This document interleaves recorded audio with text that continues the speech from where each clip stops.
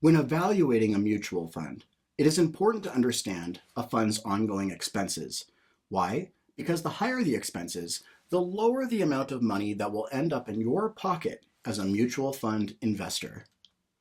What are those ongoing expenses that apply to a mutual fund? They are the management fee. This is the fee that's paid to the portfolio manager who runs the fund. And in a typical mutual fund, the management fee is the highest cost associated with running a mutual fund. Next, you have the custodian fee. And this is paid to the custodian bank that safeguards the fund's assets.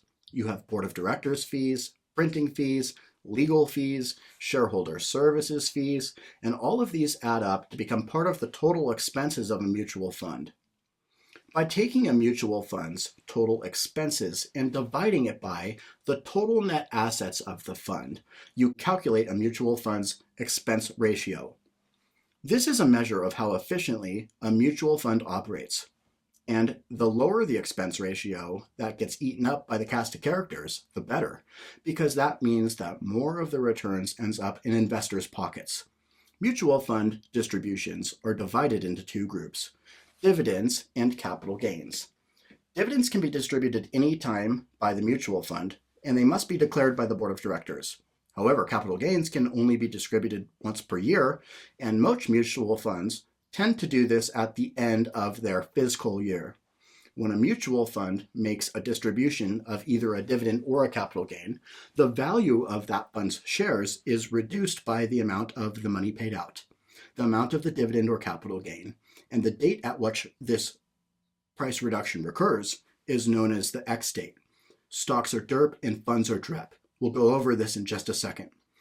The X date is also set by the board of directors of that mutual fund. So let's go over this real quick. Stocks are DERP, funds are DREP. So what that really means for stocks is declaration, X, record, payable, in order. When you think about stocks, they're trading in the secondary market, right? Because we've said before that open-end funds are redeemable. Like mutual funds, they're redeemable directly with the sponsor. They don't trade. So when we talk about DERP, DERP is secondary market. Declaration, X, record, payable. And funds would be DREP. So funds are the primary market or the new issue market. Right. The regulator of the new issue market is the Securities Exchange Act of 1933. 1933 is the first act coming before 34 governing the primary market. And the second act is the Securities Exchange Act of 1934 is the second act governing the secondary market, the secondary trading of securities in the securities industry. So 34, does that come before or after 33? 1934 becomes after 33. So it's the second act. Pretty easy to remember, right? Governing the secondary market. For the secondary market, that would be stocks, things that trade. The primary market is redeemable. So with stocks are DERP, declaration, X, record date, payable date. Funds are DREP, declaration date, record date, X date, payable date. So these are the orders so that these kind of sequences evolve in. And sometimes people confuse this concept, but it shouldn't. It's because an X date for a stock is set by FINRA. But because mutual funds do not trade on exchanges, FINRA does not set the X date for mutual funds. As I have said, the X date is set by the board of directors of that mutual fund. So where do you find out the information about a mutual fund's expenses and income? Under the Investment Company Act of 1940, financial statements must be sent semi-annually to fund shareholders. These financial statements include the fund's income statement, balance sheet, and a detail of the fund's portfolio holdings. The fund's income statement in particular shows the fund's investment incomes and expenses, and it calculates the net investment income. What is that? That is the amount of income that can be distributed to shareholders as a dividend.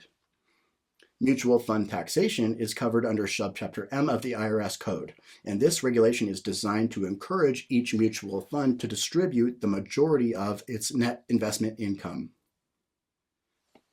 If a mutual fund distributes 90% of its net investment income, 90% or more, must do much better, but it has to distribute 90% of its net investment income, then the mutual fund is taxed on only the remainder. If this mutual fund meets this level of distribution, then it is known as a regulated investment company. If a mutual fund, however, has distributed less than 90% of its net investment income, then it is taxed on all 100% of the net investment income. For a mutual fund investor, this is the equivalent of double taxation, because the mutual fund would be taxed and then the investor would be taxed. To get rid of this taxation, the IRS code says distribute the majority of your net investment income, and then that fund will only be taxed on the remainder. So remember, if a mutual fund distributes 90% or more, most do much better. But if a fund distributes 90% of its net investment income, then it will only be taxed on the remaining 10% of its net investment income. However, if it distributes any less than 90%, it will be taxed on all of this. And that is the equivalent of double taxation for the investor.